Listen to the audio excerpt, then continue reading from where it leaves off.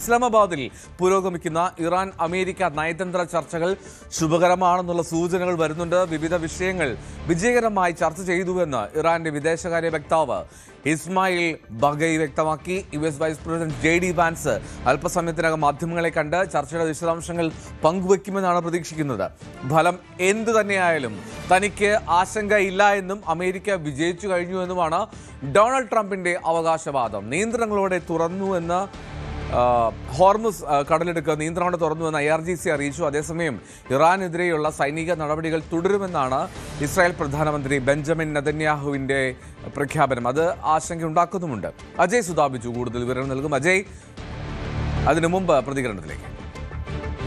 המערכה טרם הסתיימה, אבל כבר עכשיו אפשר לקבוע בבירור. יש לנו הישגים היסטוריים.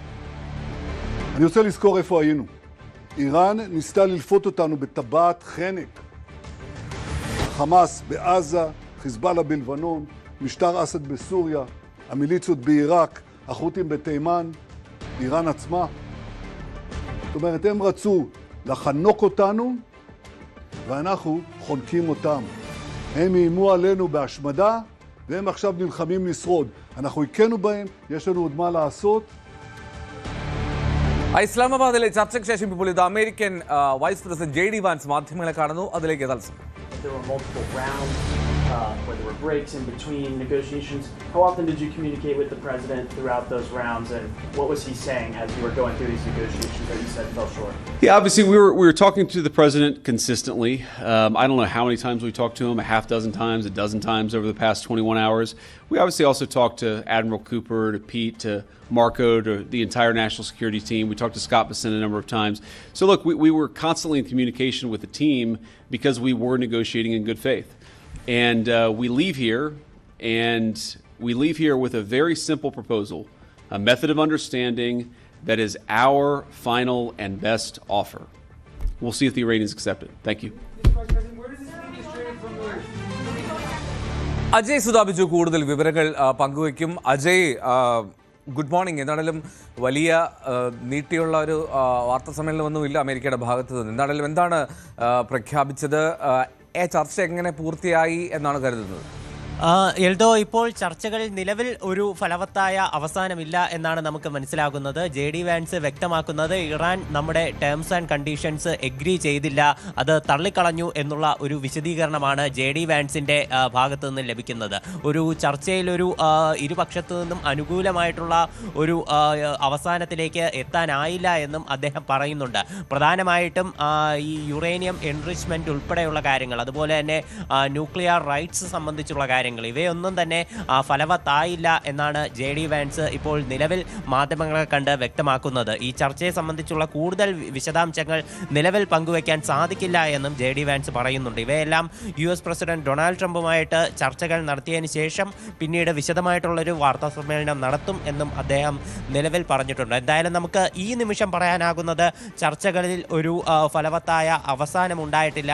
ചർച്ചകളിൽ ഒരു നയതന്ത്രപരമായി ഒരു സമാധാന നീക്കം ഇതിൽ കണ്ടെത്താനായില്ല എന്നതാണ് നമുക്ക് നിലവിലെ സാഹചര്യത്തിൽ മനസ്സിലാകുന്നത്. ഈ ചർച്ചകൾ 16 മണിക്കൂറാണ് നീണ്ടുനിന്നത്. 16 മണിക്കൂറുകൾക്ക് ശേഷമാണ് JD വാൻസ് നിലവിൽ മാധ്യമങ്ങളെ കണ്ട് US-ന്റെ ഭാഗത്തു നിന്നുള്ള വിശദീകരണം നൽകുന്നത്. എന്നാൽ പാകിസ്ഥാന്റെ ഭാഗത്ത് നിന്ന് കഴിഞ്ഞ മണിക്കൂറുകളിൽ നിന്ന് വന്ന വിശദാംശങ്ങൾ അവയെല്ലാം ശുഭകരം തന്നെയായിരുന്നു. പാകിസ്ഥാൻ പറഞ്ഞത് വിവിധ വിഷയങ്ങൾ വിജയകരമായി തന്നെ ചർച്ച ചെയ്തു. ഇറാന്റെ വിദേശകാര്യ വക്താവായിട്ടുള്ള ഇസ്മായിൽ ബഗൈയുടെ ഭാഗത്ത് നിന്നുള്ള വാർത്താക്കുറിപ്പും പുറത്തു വന്നിരുന്നു. ഇതിൽ ഇസ്മായിൽ ബഗൈ വ്യക്തമാക്കിയിരുന്നത് വിവിധ വിഷയങ്ങളിലുള്ള ചർച്ചകൾ പൂർത്തിയായി കഴിഞ്ഞു. അതായത് ഹോർമുസ് കടലിടുക്കിൻ്റെ വിഷയം, അതുപോലെ തന്നെ യുറേനിയം എൻറിച്ച്മെൻറ്റിൻ്റെ കാര്യം, അതുപോലെ വിവിധ ഈ ഉടമ്പടികൾ, അതുപോലെ ഇറാന് മേലുള്ള വിവിധ അന്താരാഷ്ട്ര ഉപരോധങ്ങൾ പിൻവലിക്കുന്നത്, ഇത്തരം കാര്യങ്ങളെല്ലാം ചർച്ചയായതായിട്ടാണ് ഇറാൻ്റെ വിദേശകാര്യ വക്താവായിട്ടുള്ള ഇസ്മായിൽ ബഗൈ വ്യക്തമാക്കിയിരുന്നത്. എന്നാൽ അദ്ദേഹം തന്നെ തൻ്റെ ആ ഒരു വാർത്താക്കുറിപ്പിൽ അദ്ദേഹം വ്യക്തമായി എടുത്തു പറഞ്ഞിരുന്നത് വരുന്ന ഒരു കാര്യമെന്ന് പറയുന്നത് US ചില കാര്യങ്ങളിൽ പിടിവാശികൾ തുടരുകയാണ്. ഇരുപക്ഷത്തു നിന്നുള്ള പരസ്പര വിശ്വാസവും സഹകരണവും കൊണ്ട് മാത്രമേ ഈ ചർച്ചകൾ വിജയകരമായി അവസാനിപ്പിക്കാൻ സാധിക്കുകയുള്ളൂ. അതുപോലെ US ഇത്തരത്തിലുള്ള ചില കടുംപിടുത്തങ്ങൾ അവ ഒഴിവാക്കണമെന്നും ഇസ്മായിൽ ബഗേയി തൻ്റെ പോസ്റ്റിൽ വ്യക്തമാക്കിയിരുന്നു. അപ്പോൾ ഇത് തന്നെ ഒരു സൂചനയായിരുന്നു. അതായത് ഇപ്പോഴും പരിഹരിക്കപ്പെടാത്ത നിരവധി പ്രശ്നങ്ങൾ ഇറാനും അജയ്, അപ്പോൾ ഒരു കാര്യം വ്യക്തമാകുന്നു, ആ ചർച്ച അത് പൂർണ്ണമായില്ല, ചർച്ചയിൽ പുരോഗതി ഇല്ല എന്ന് തന്നെയാണ് JD വാൻസ് പ്രഖ്യാപിച്ചത്. അതായത് സമാധാനം എന്നുള്ള പ്രതീക്ഷ ഇപ്പോഴും അകലെ തന്നെയാണ്. അതെ, തീർച്ചയായിട്ടും. ഇപ്പോൾ നിലവിൽ ഒരു ചർച്ചയിൽ ഒരു ഫലവത്തായ ഒരു അവസാനം കാണാനായില്ല എന്ന് തന്നെയാണ് JD വാൻസ് വ്യക്തമാക്കിയത്. എന്നാൽ അദ്ദേഹം എന്തൊക്കെ കാര്യങ്ങളാണ് ഈ ചർച്ചയിൽ പരിഹാരം കാണാതെ പോയത് എന്ന് അദ്ദേഹം കൂടുതൽ മാധ്യമങ്ങളോട് പ്രതികരിച്ചിട്ടില്ല. അദ്ദേഹം നിലവിൽ സൂചന നൽകുന്നത് ഈ ആണവോർജം സംബന്ധിച്ചുള്ള ചർച്ചയിൽ ഉൾപ്പെടെ നിലവിൽ പരിഹാരം കാണാൻ സാധിച്ചില്ല എന്നാണ് അദ്ദേഹം പറയുന്നത്. അദ്ദേഹം ഇപ്പോൾ നിലവിൽ വ്യക്തമാക്കുന്ന ഒരു കാര്യമെന്ന് പറയുന്നത് US-ന്റെ ഭാഗത്ത് നിന്ന് ഏറ്റവും നല്ല ഒരു ഓഫറാണ് ഇറാന് മുന്നിലേക്ക് വെച്ചത്. എന്നാൽ അവർ അത് തള്ളിക്കളയുകയായിരുന്നുവെന്നും JD വാൻസ് നിലവിൽ വ്യക്തമാക്കുന്നുണ്ട്. അദ്ദേഹം വളരെ കുറച്ച് മാത്രമേ മാധ്യമങ്ങളോട് നിലവിൽ വെളിപ്പെടുത്തിയുള്ളൂ. മറ്റെല്ലാ കാര്യങ്ങളും ട്രംപുമായി ആശയവിനിമയം നടത്തിയതിന് ശേഷം വിശദീകരിക്കാം എന്നാണ് അദ്ദേഹം പറഞ്ഞത്. എന്തായാലും ട്രംപിൻ്റെ ഭാഗത്ത് നിന്ന് കുറച്ച് മുൻപേ നമുക്ക് പ്രതികരണം ലഭിച്ചിരുന്നു. അദ്ദേഹം മാധ്യമങ്ങളോട് പറഞ്ഞത് ഈ ചർച്ചയുടെ ഫലം എന്തായാലും അമേരിക്കയ്ക്ക് വിഷയമല്ല, അമേരിക്ക ഈ യുദ്ധം പൂർണ്ണമായിട്ട് വിജയിച്ചു കഴിഞ്ഞു, നിലവിൽ ഹോർമുസ് കടലെടുക്കുമായി ബന്ധപ്പെട്ടിട്ടുള്ള വിഷയങ്ങൾ മാത്രമാണ് ചർച്ചയാകുന്നത്. ഹോർമുസ് കടലെടുക്ക് അത് തുറക്കുന്നതുമായി ബന്ധപ്പെട്ട മറ്റ് രാജ്യങ്ങൾ അല്ല അജയ്, അപ്പോൾ ഏതൊക്കെ നിബന്ധനകളാണ് ഇറാനെ സ്വീകാര്യമല്ലാതെ പോയത് എന്നുള്ളതാണ് അതിൽ നമ്മൾ കരുതേണ്ടത് എങ്ങനെയാണ്? മാത്രമല്ല, അപ്പോൾ പാകിസ്ഥാന്റെ ഈ ഇടപെടൽ അതും വിജയിച്ചില്ല എന്നുള്ള കാര്യം കൂടിയില്ലേ? തീർച്ചയായിട്ടും. പാകിസ്ഥാൻ പക്ഷേ ഇക്കാര്യത്തിൽ കുറച്ച് മുൻപേ വരെ അവകാശപ്പെട്ടുകൊണ്ടിരുന്നത് ഈ ചർച്ചകൾ അത് വിജയകരമായി തുടരുന്നു എന്നാണ്. ഇപ്പോൾ ഈ ചർച്ച ഇത്രയധികം മണിക്കൂറുകൾ നീണ്ടു നിന്നു, അതും പല നല്ല തരത്തിലുള്ള പ്രതികരണങ്ങളാണ് പാകിസ്ഥാൻ, അതായത് മീഡിയേറ്റേഴ്സിൻ്റെ ഭാഗത്തു നിന്നും പുറത്തു വന്നുകൊണ്ടിരുന്നത്. ഏതാണ്ട് 16 മണിക്കൂറുകളാണ് ഈ ചർച്ച നീണ്ടു നിന്നത്. രാത്രി വൈകിയും, ഇപ്പോൾ കഴിഞ്ഞ ദിവസം ശനിയാഴ്ച രാത്രി വൈകിയും ഈ ചർച്ചകൾ നീണ്ടു നിന്നു. അതുകൊണ്ട് തന്നെ ഒരു ശുഭപ്രതീക്ഷ ഉണ്ടായിരുന്നു നല്ല രീതിയിൽ ഇത് അവസാനിക്കുമെന്നുള്ളത്. എന്നാൽ JD വാൻസ് നിലവിൽ ഒരു അവസാനമില്ല, ഒരു എഗ്രിമെന്റിൽ എത്താൻ സാധിച്ചില്ല എന്നാണ് അദ്ദേഹം പറയുന്നത്. പക്ഷേ ചർച്ചകൾ തുടരും എന്നുള്ള തരത്തിലുള്ള സൂചനകളും JD വാൻസ് നിലവിൽ നൽകുന്നുണ്ട്. അതായത് ഇപ്പോൾ ചർച്ചകൾ അവസാനിച്ചിട്ടില്ല, പരസ്പരം ഒരു തെറ്റിയല്ല പിരിഞ്ഞത്, ഒരു ഇനി മുൻപോട്ട് ഈ ചർച്ചകൾ കൊണ്ടുപോകും എന്നുള്ള ഒരു സൂചന അദ്ദേഹം നൽകുന്നുണ്ട്. എന്നാൽ ഇനി എന്ത് തരത്തിലുള്ള ചർച്ചകളാകും നടക്കുക, ഇനി എങ്ങനെയായിരിക്കും ഇത് മുന്നോട്ട് പോവുക എന്നുള്ള സൂചനകളൊന്നും നമുക്ക് നിലവിലെ സാഹചര്യത്തിൽ വ്യക്തമായിട്ടില്ല.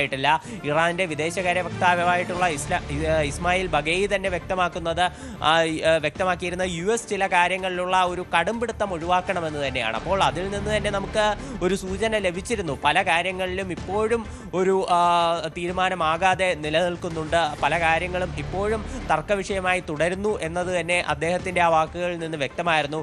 ഇപ്പോൾ JD വാൻസ് തന്നെ നേരിട്ട് മാധ്യമങ്ങൾക്ക് മുന്നിലെത്തി ഈ ചർച്ചകളിൽ ഒരു ഫലവത്തായ അവസാനമുണ്ടാക്കാൻ സാധിച്ചില്ല, ചർച്ചകളിലൊരു ഫലമുണ്ടായില്ല, അതായത് ഈ ഒരു സമാധാന നീക്കം അത് കൊണ്ടുവരാനായില്ല എന്ന് വ്യക്തമാക്കിയിരുന്നു. ഇപ്പോൾ ഇതിൽ തന്നെയുള്ള മറ്റൊരു പ്രശ്നമെന്ന് പറയുന്നത്, ഇപ്പോൾ അമേരിക്ക ഇത്തരത്തിൽ ഈ ചർച്ചകൾ അവർക്ക് ഫലം എന്തു തന്നെ ആയാലും അമേരിക്കയ്ക്ക് അതിൽ കൊണ്ട് യാതൊരു നേട്ടവും അതുപോലെ കോട്ടവും ഇല്ല എന്ന് തന്നെയാണ് ട്രംപ് പറയുന്നത്. അദ്ദേഹം പറയുന്നത് ഈ ഹോർമുസ് കടലെടുക്കുമായി ബന്ധപ്പെട്ട വിഷയത്തിൽ ഇറാനുമായി ചർച്ച നടത്താൻ ചില രാജ്യങ്ങൾക്ക് ധൈര്യമില്ല, അപ്പോൾ അവരെ റെപ്രസെന്റ് ചെയ്തുകൊണ്ടാണ് ഞങ്ങൾ ചർച്ചയ്ക്ക് തയ്യാറായിരിക്കുന്നത് എന്നതാണ് ട്രംപിന്റെ ഒരു അവകാശവാദമായിരുന്നത്. എന്തായാലും ഹോർമുസ് കടലെടുക്കുമായി ബന്ധപ്പെട്ട വിഷയത്തിൽ ഇപ്പോൾ നിലവിൽ IRGCയുടെ ഭാഗത്ത് നിന്നൊരു സ്റ്റേറ്റ്മെന്റ് വന്നതെന്ന് പറഞ്ഞാൽ ഈ ഹോർമുസ് കടലെടുക്ക് നിയന്ത്രണങ്ങളോടെ തുറക്കുമെന്നുള്ളതാണ്. അതായത് അവിടെ നിലവിലുണ്ടായിരുന്ന മറ്റ് പ്രശ്നങ്ങളെല്ലാം മാറിക്കഴിഞ്ഞു, അതുകൊണ്ട് നിയന്ത്രണങ്ങളോടെ ഇറാന്റെ അനുമതിയോടെ എല്ലാ കപ്പലുകൾക്കും അതുവഴി യാത്ര ചെയ്യാം, പക്ഷേ സൈനിക കപ്പലുകൾക്ക് മേഖലയിലൂടെ യാത്ര ചെയ്യാനാകില്ല എന്നും IRGCയുടെ പ്രസ്താവനയുണ്ടായിരുന്നു. അതിനിടെ US-ന്റെ ഭാഗത്ത് നിന്ന് കഴിഞ്ഞ ദിവസം ഒരു വിശദീകരണം വിശദീകരണം വന്നിരുന്നു. ട്രംപും ഇക്കാര്യം സ്ഥിരീകരിച്ചതാണ്. അതായത് ഈ ഹോർമുസ് കടലിടുക്കിൽ ഇറാൻ ഈ കുറച്ച് ഒരു സീ മൈനുകൾ വിന്യസിച്ചിരുന്നു. അപ്പോൾ ഈ സീ മൈനുകൾ കപ്പലുകൾക്ക് വലിയൊരു ഭീഷണിയായിരുന്നു. അതുകൊണ്ട് തന്നെ ഇറാൻ നിശ്ചയിച്ച ഒരു പ്രത്യേക പാത, അതായത് ഇറാന്റെ തെക്കൻ ഭാഗത്തുള്ള ഒരു ദ്വീപിന്റെ വടക്ക് ഭാഗത്തു കൂടി യാത്ര ചെയ്യണം എന്നൊരു നിർദ്ദേശമായിരുന്നു IRGC കപ്പലുകൾക്ക് നൽകിയിരുന്നത്. ഇത് തീർച്ചയായിട്ടും കപ്പലുകൾക്ക് കൂടുതൽ ദൂരം സഞ്ചരിക്കേണ്ട ഒരു അവസ്ഥയുണ്ടാക്കിയിരുന്നു. അപ്പോൾ ഈ പ്രശ്നത്തിന് പരിഹാരമായി ഒരു US കപ്പൽ ഇറാന്റെ കണ്ണിൽപ്പെടാതെ ഹോർമുസ് കടലിടുക്ക് വഴി കടന്നു ചെന്ന് ഈ സീ മൈനുകൾ എല്ലാം നീക്കം ചെയ്തതായിട്ട് US-ന്റെ ഭാഗത്ത് നിന്ന് ഒരു വിശദീകരണം വന്നിരുന്നു. ട്രംപ് മാധ്യമങ്ങളെ കണ്ടപ്പോഴും ഇതേ കാര്യം അദ്ദേഹം എടുത്തു പറഞ്ഞിരുന്നു. ഈ സീ മൈനുകൾ അമേരിക്ക നശിപ്പിച്ചതായി.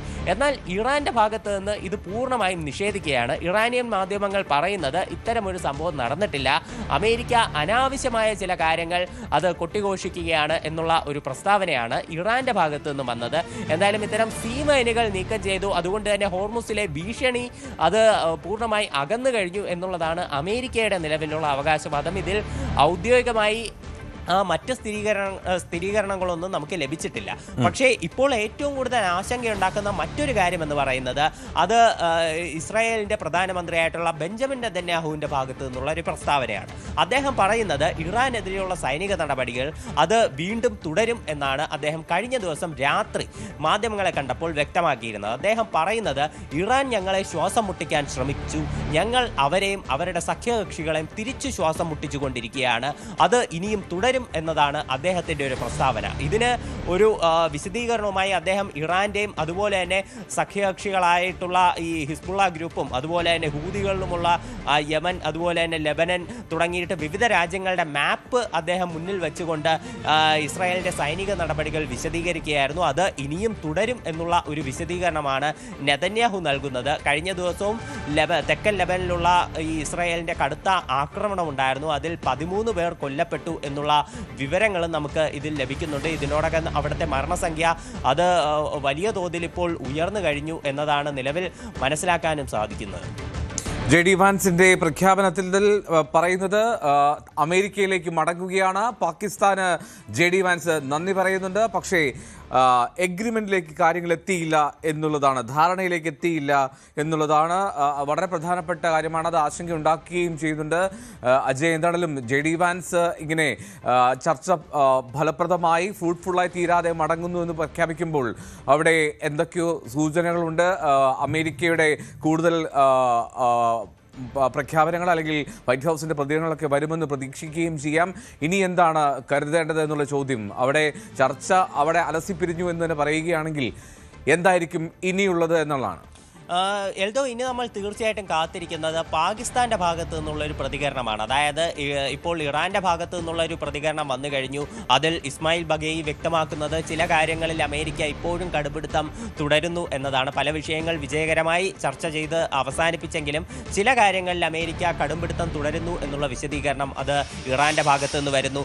അമേരിക്കയുടെ ഭാഗത്ത് നിന്നുള്ള വിശദീകരണം വൈസ് പ്രസിഡൻ്റായിട്ടുള്ള JD വാൻസ് നൽകി കഴിഞ്ഞു. അതായത് ഒരു എഗ്രിമെൻറ്റിൽ എത്തിയില്ല, ഈ ചർച്ചകൾ നിലവിൽ അവസാനിപ്പിക്കുന്നു, ഇറാന് ഞങ്ങളുടെ ചില നിബന്ധനകൾ അത് അംഗീകരിക്കാൻ സാധിച്ചില്ല എന്നൊരു വിശദീകരണം JD വാൻസ് നൽകുന്നു. എന്തായാലും അദ്ദേഹം അമേരിക്കയിലേക്ക് തിരിച്ചു മടങ്ങിയിട്ടുണ്ട്. ഇനി തീർച്ചയായിട്ടും ഇതിന് മധ്യസ്ഥത വഹിച്ച പാകിസ്ഥാൻ്റെ ഭാഗത്ത് നിന്ന് ഒരു പ്രതികരണം ഉണ്ടാകേണ്ടതുണ്ട്.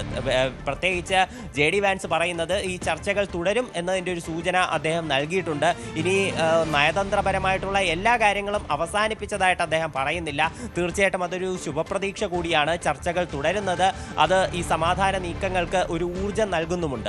അതുകൊണ്ട് തന്നെ ഈ മധ്യസ്ഥത വഹിച്ച പാകിസ്ഥാൻ എന്തൊക്കെ വിഷയങ്ങളാണ് ചർച്ച ചെയ്തത്, ഇനി പാകിസ്ഥാൻ്റെ ഭാഗത്ത് നിന്നുള്ള മധ്യസ്ഥ ശ്രമങ്ങൾ ഉണ്ടാകുമോ, ഇനി ചർച്ചകൾ നടക്കുകയാണെങ്കിൽ അത് എപ്പോൾ എവിടെ വെച്ച്, ഇനി ചർച്ചകൾ നടക്കുന്നത് വരെ ഏതൊക്കെ വിഷയങ്ങളിലാണ് ധാരണയായത്, അതിനി എങ്ങനെയാകും തുടരുക, അതുപോലെ ഹോർമുസ് കടലിടുക്കിൻ്റെ വിഷയം, അതിലുള്ള മറ്റ് ഇപ്പോൾ ഈ IRGCയുടെ ഭാഗത്ത് നിന്ന് പുറത്തു വന്ന പ്രസ്താവന അത് എത്രത്തോളം വിശ്വസനീയമാണ്, ഇവിടെ സീ മൈനുകൾ ഉൾപ്പെടെയുള്ള ഭീഷണികളുണ്ടായിരുന്നു, അത് നീക്കം ചെയ്തതായിട്ട് അമേരിക്ക പറയുന്നു. അതിലെന്തെങ്കിലും സ്ഥിരീകരണമുണ്ടോ തുടങ്ങിയിട്ട് നിരവധി വിഷയങ്ങളിൽ പാകിസ്ഥാൻ വിശദീകരണം നൽകേണ്ടതുണ്ട്. തീർച്ചയായിട്ടും മധ്യസ്ഥത വഹിച്ച രാജ്യമെന്നുള്ള നിലയിൽ ഈ ചർച്ചകൾ നിലവിൽ ഒരു ധാരണയാകാത്തതിലും അതുപോലെ ഈ ചർച്ചയുടെ ഭാവി എന്താണെന്നുള്ളതിലും പാകിസ്ഥാന്റെ പ്രസ്താവന അത് തീർച്ചയായിട്ടും നിർണായകമാണ്. എല്ലാവരും അത് കാത്തിരിക്കുന്നുണ്ട്. അതും ഉടൻ ഉണ്ടാകുമെന്ന് നമുക്ക് പ്രതീക്ഷിക്കാം. അതും കൂടി ഉണ്ടായതിനു ശേഷം ഈ ചർച്ചകളുടെ ഭാവി എന്താകും, ഇനി എങ്ങനെയായിരിക്കും ഇത് പുരോഗമിക്കുക, അല്ലെങ്കിൽ ഇനി വീണ്ടും ഇപ്പോൾ ബെഞ്ചമിൻ നെതന്യാഹുവിൻ്റെ പ്രസ്താവന വരുന്നു ഈ സൈനിക നടപടികൾ തുടരും എന്നുള്ളത്. അപ്പോൾ ഇനി വീണ്ടും ഒരു ആശങ്കാപരമായിട്ടുള്ള സാഹചര്യത്തിലാക്കിയാണോ കാര്യങ്ങളുടെ പോക്ക് എന്നതുൾപ്പെടെ ഒരു ചോദ്യചിഹ്നമാണ്. പക്ഷേ ബെഞ്ചമിൻ നെതന്യാഹു ഈ സൈനിക നടപടികൾ തുടരും എന്ന് പറയുമ്പോഴും ഇപ്പോൾ അദ്ദേഹം ഇറാന് നേരെയുള്ള ഒരു സൈനിക നീക്കങ്ങൾ നിർത്തിവെച്ചിരിക്കുകയായിരുന്നു. ഇപ്പോൾ ലെബനനിൽ മാത്രമാണ് അവർ ആക്രമണങ്ങൾ തുടരുന്നത്. ഇനി ഇത്തരം നീക്കങ്ങൾ തുടരുമെന്ന് പറയുന്നതിലൂടെ ഇനി വീണ്ടും ഒരു അടുത്ത ഘട്ട ആക്രമണങ്ങൾ ഇസ്രായേൽ ലക്ഷ്യമിടുന്നുണ്ടോ എന്നുള്ളതും ഒരു നിർണായകമായിട്ടുള്ള കാര്യമാണ്. US ഇതിനെ എത്രമാത്രം പിന്തുണയ്ക്കുമെന്നതും ഒരു ചോദ്യചിഹ്നമാണ്. കാര്യം ഇപ്പോൾ തന്നെ പല വിഷയങ്ങളിൽ ഇപ്പോൾ ഗൾഫ് നാടുകളുടെ ഭാഗത്തു നിന്നാണെങ്കിലും പല ഏഷ്യൻ രാജ്യങ്ങളുടെ ഭാഗത്തു നിന്നാണെങ്കിലും അമേരിക്കയ്ക്ക് കടുത്ത സമ്മർദ്ദമുണ്ട് ഈ സംഘർഷങ്ങൾ അവസാനിപ്പിക്കുന്നതിന് വേണ്ടി. അതുകൊണ്ട് തന്നെയാണ് ഈ ഒരു ചർച്ചകളിലേക്ക്, ഒരു സമവായ നീക്കത്തിലേക്ക് അമേരിക്ക തന്നെ ഒരു മുൻകൈയെടുത്ത് പാകിസ്ഥാനെ മധ്യസ്ഥരാക്കി കൊണ്ടുള്ള ഒരു ചർച്ചകൾക്ക് അമേരിക്ക തന്നെ ഒരു മുൻകൈ എടുത്തത്. അതുകൊണ്ട് ഇപ്പോൾ നെതന്യാഹുവിൻ്റെ ഭാഗത്തു നിന്നുള്ള പ്രസ്താവനയ്ക്ക് അമേരിക്കയുടെ പ്രതികരണം എന്താകും എന്നുള്ളതും എല്ലാവരും ആകാംക്ഷയോടെ ഉറ്റുനോക്കുന്ന ഒരു കാര്യം കൂടിയാണ്.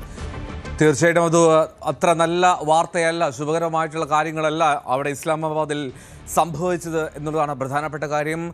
ഇറാൻ അമേരിക്ക ചർച്ച അതിൽ ഫ്രൂട്ട്ഫുള്ളായി വിജയകരമായിട്ടുള്ള ഒരു പര്യവസാനം ഉണ്ടായിട്ടില്ല എന്നുള്ളതാണ് ഏറ്റവും പ്രധാനപ്പെട്ട കാര്യം. ഞാൻ അമേരിക്കയിലേക്ക് മടങ്ങുന്നു എന്നുള്ളതാണ് JD Vance US vice president പറഞ്ഞത്.